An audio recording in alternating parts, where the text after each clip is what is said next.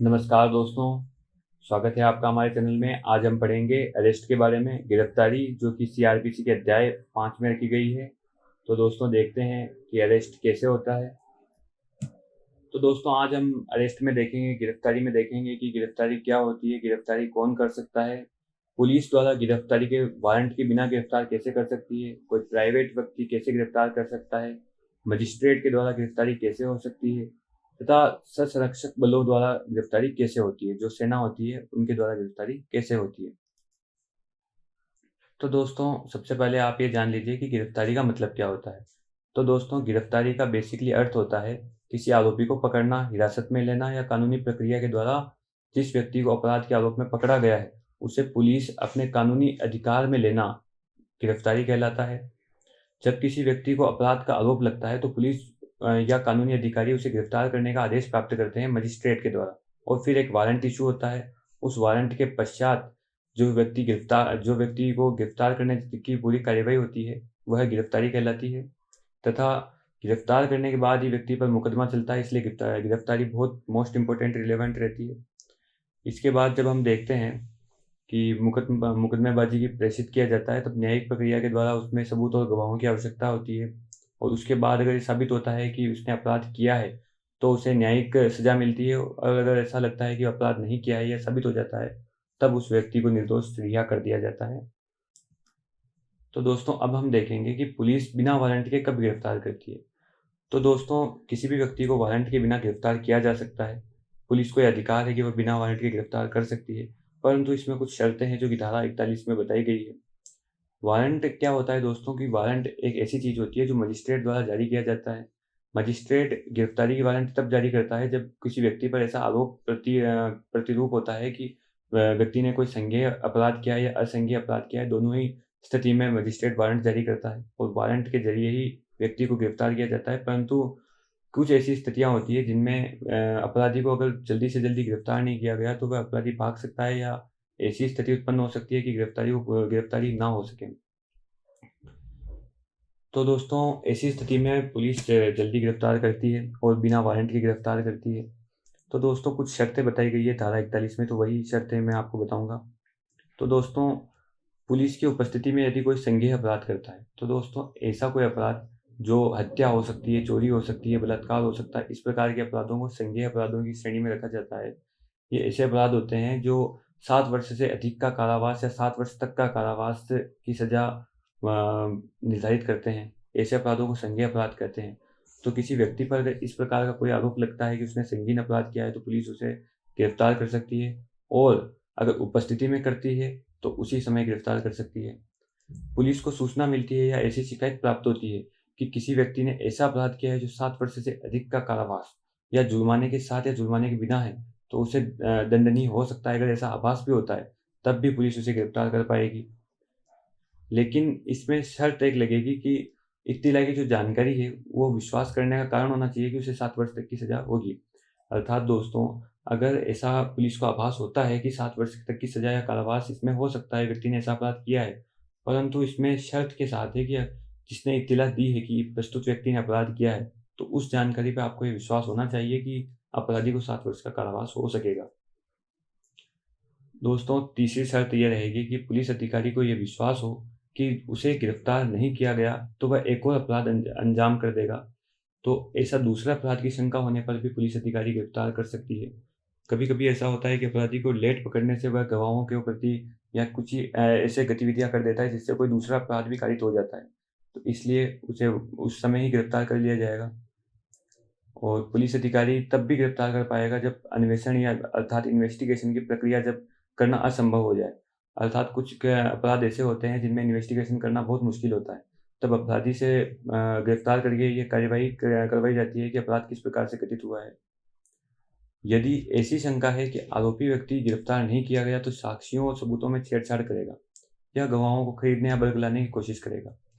तो दोस्तों बहुत बार ऐसी स्थिति बनती है कि जो आरोपी व्यक्ति होता है उसे गिरफ्तार नहीं किया जाता है तो वह सबूतों में हेराफेरी कर देता है, साक्ष्यों को बरगला देता है या गवाह को हत्या कर देता है, या गवाहों की ऐसी स्थिति कर देता है कि पैसे देकर गवाही बदल दी जाती है।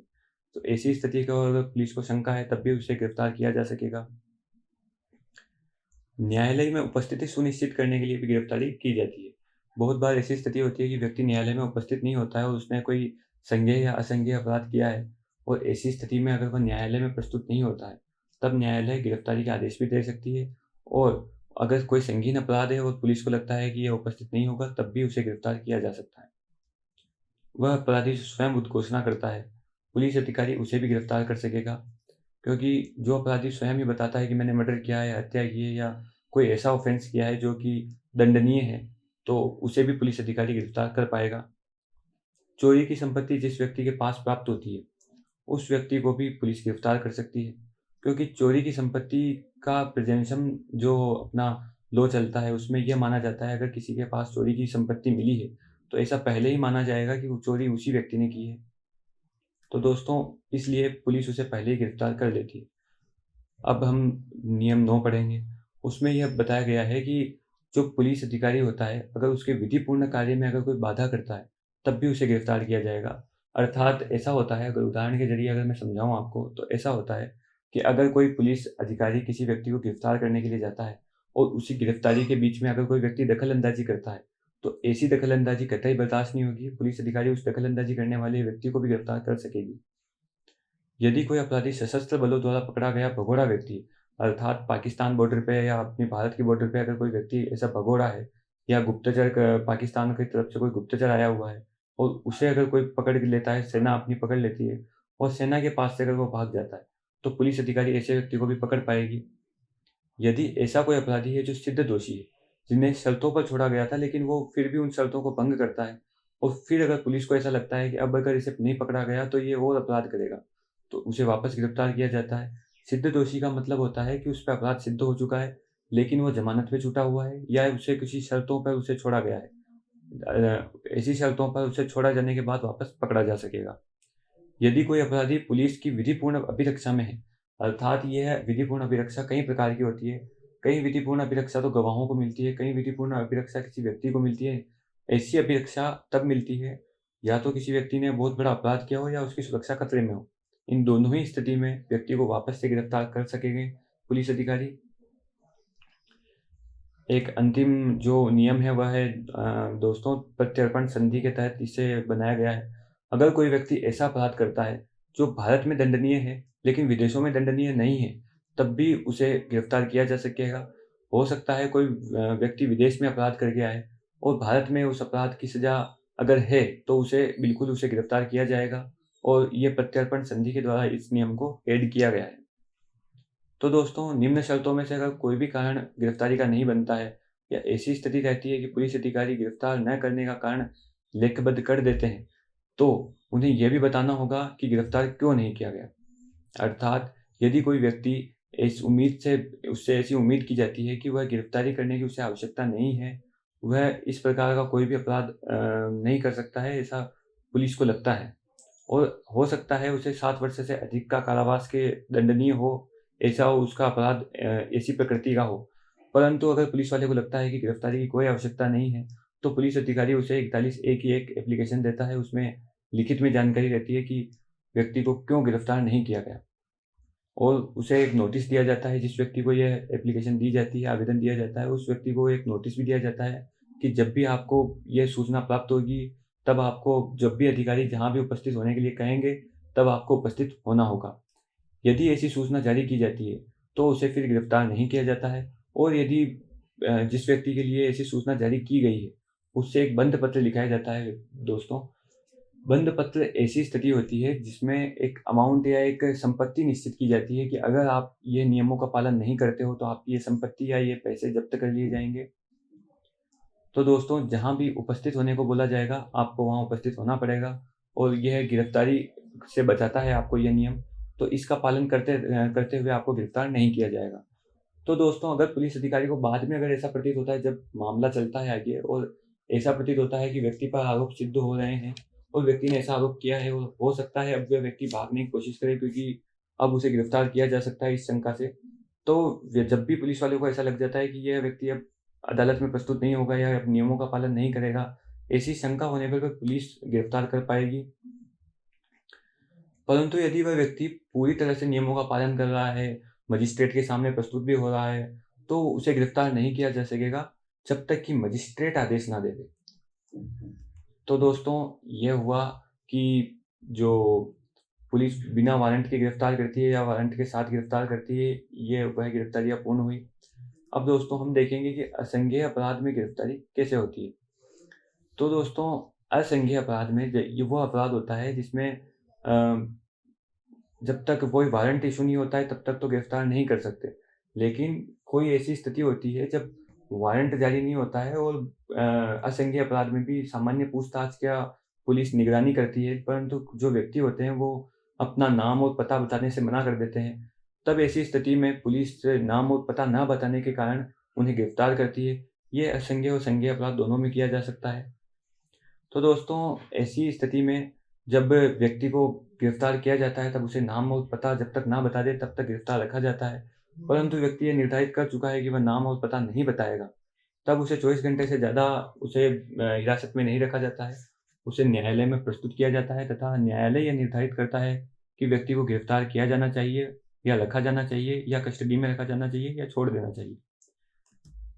तो दोस्तों अब मान लीजिए कोई विदेशी व्यक्ति है या फिर ऐसा व्यक्ति है जो 24 घंटे से अधिक गिरफ्तार नहीं रह सकता है और उसे मजिस्ट्रेट के सामने प्रस्तुत भी किया जा सकता है। लेकिन अगर वहाँ पर भी वह ऐसी स्थिति करता है कि वह अपना नाम पता नहीं बताता है, तो इसका जो सीधा-सीधा मतलब ये निकलता है कि उसका जो नाम और पता है वह स्वयं पुलिस वाले खोजते हैं और जब तक उसका नाम और पता तब तक नहीं चलता है, तब तक उसे कस्टडी में रखा जाता है। तो दोस्तों अब हम पढ़ेंगे कि क्या कोई प्राइवेट व्यक्ति भी गिरफ्तार कर सकता है। दोस्तों ऐसा होता है कि अगर आपके घर में अपराध हो रहा है, हो सकता है आपके घर में चोरी हो रही हो या कोई ऐसा अंजाम हो जाता है कि बाई चांस आपके घर में कोई हत्या हो जाती है या ऐसी स्थिति बनती है जिसमें कोई इतनी भयंकर चोटें हो जाती है जिसमें खून खराबा बहुत अधिक हो जाता है। ऐसी स्थिति में क्या होता है दोस्तों की गिरफ्तारी जो होती है वो बहुत सारा स्वयं एक व्यक्ति भी कर सकता है और व्यक्तियों का ग्रुप होता है जो बीच बचाव में आता है।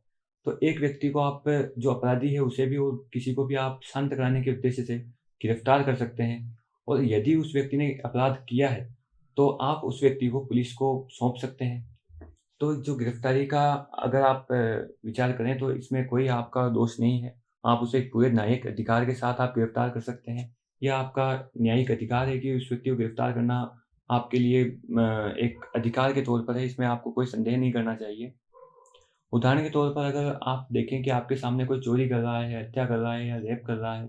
अब अगर आप सोचते हैं कि अगर गिरफ्तार करना चाहते हैं तो इससे में आपको कोई लाइसेंस की ज़रूरत नहीं है, आप उसको गिरफ्तार कर सकते हैं।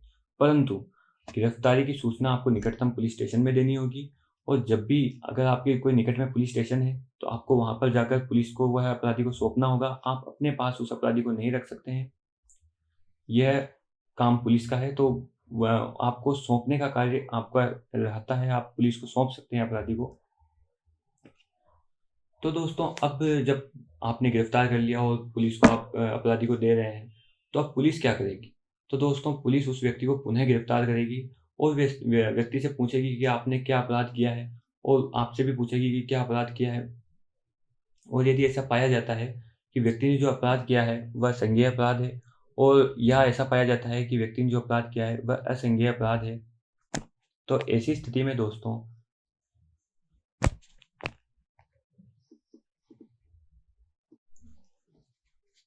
ऐसा पाया जाता है कि व्यक्ति ने असंज्ञेय अपराध किया है, तो उसे मुक्त कर सकेगी या बंद पत्र भी लिखवा सकेगी। बंद पत्र जो मैं पहले आपको वीडियो में बता चुका हूँ। तो दोस्तों असंज्ञेय अपराध में क्या होता है कि बिना वारंट की गिरफ्तारी नहीं हो सकती है। तो उस व्यक्ति को हो सकता है ऐसा असंज्ञेय अपराध में उसे छोड़ सकते हैं और जब वारंट इशू हुए तब गिरफ्तार कर सकते हैं। लेकिन पुलिस वाले पूछताछ करते हैं दोस्तों। अगर ऐसा होता है आपने किसी व्यक्ति को बाइक चोरी के आरोप में पकड़ा है और पाया जाता है कि बाद में बाइक के आरसी उसी की जेब से निकले और बल्कि बताया जाता है कि बाइक उसी के नाम पर थी। तो दोस्तों ऐसी गिरफ्तारी का कोई रिलेवेंट ही नहीं बनता है, तो उस अपराधी को उसी समय छोड़ दिया जाता है। ये कभी-कभी बाई चांस में हो जाता है कि आपको अगर लगता है कि वह व्यक्ति अपराधी है तो आपने गिरफ्तार कर लिया। ये प्राइवेट गिरफ्तारी में अवश्य होता है। तो दोस्तों अब हम देखेंगे कि क्या मजिस्ट्रेट गिरफ्तार कर सकता है। तो दोस्तों बिल्कुल कार्यपालिक मजिस्ट्रेट और जो एसडीओ मजिस्ट्रेट होते हैं, न्यायिक मजिस्ट्रेट होते हैं, वह गिरफ्तार कर सकते हैं। ऐसा जब कोई व्यक्ति अपराध करता है तो वह स्वयं भी गिरफ्तार कर सकता है और किसी व्यक्ति को आदेश भी दे सकता है। अगर कोई अपराध इस प्रकृति का है कि वो संज्ञेय है या असंज्ञेय है या ज़मानती है या अज़मानती है, इसका मजिस्ट्रेट की गिरफ्तारी में कोई प्रभाव नहीं पड़ता है। वह दोनों तरह की प्रकृति के अपराधों में गिरफ्तार कर सकता है। दोस्तों, गिरफ्तार किए गए व्यक्ति को ये बताया जाता है, वो किसी भी गिरफ्तारी में हो दोस्तों, उसे अवश्य बताया जाता है कि उसे क्यों गिरफ्तार किया जाता है और उसे यह बताया जाएगा कि आपका ज़मानत का उपबंध क्या है, अर्थात आपको किस बिहाफ़ पे आपको ज़मानत मिल सकती है। ये हर एक गिरफ्तारी में बताया जाएगा और अगर ज़मानत का उपबंध नहीं है तो उसे पुलिस की कस्टडी में या जुडिशियल कस्टडी में रखा जाएगा। अगर मजिस्ट्रेट को ऐसा लगता है कि वह अपने स्थानीय अधिकारिता के किसी व्यक्ति को गिरफ्तार करने के लिए वारंट जारी कर सकता है।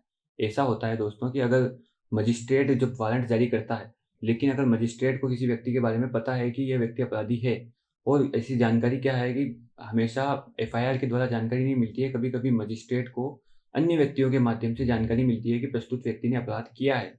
तो अगर मजिस्ट्रेट को ऐसा लगता है कि इस व्यक्ति के खिलाफ मैं वारंट जारी कर सकता हूँ, तो मजिस्ट्रेट उसे स्वयं भी गिरफ्तार कर सकेगा।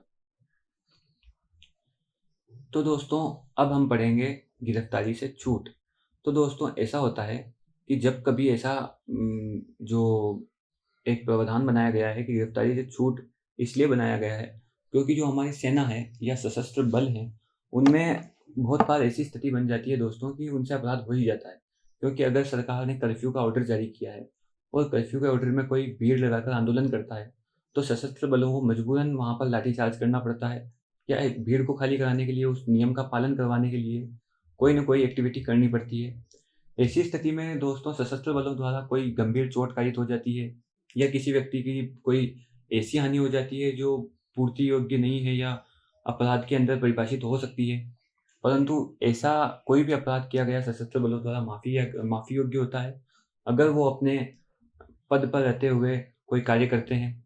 उदाहरण के लिए आप ये मान लीजिए कि जब कोरोना का टाइम था और कर्फ्यू के टाइम पे जो भी सशस्त्र बल वहाँ पे एक्टिव थे, उन्होंने जो भी लाठीचार्ज किया है, आप उनके खिलाफ कोई एफआईआर नहीं लिखवा सकते, उन्हें गिरफ्तारी नहीं हो सकती।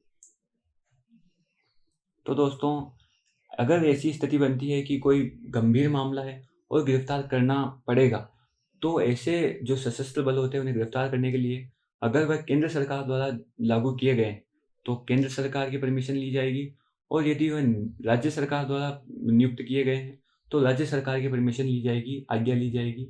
इसके बिना उनकी गिरफ्तारी नहीं हो सकेगी। तो दोस्तों, आज की वीडियो यहीं तक रहेगी।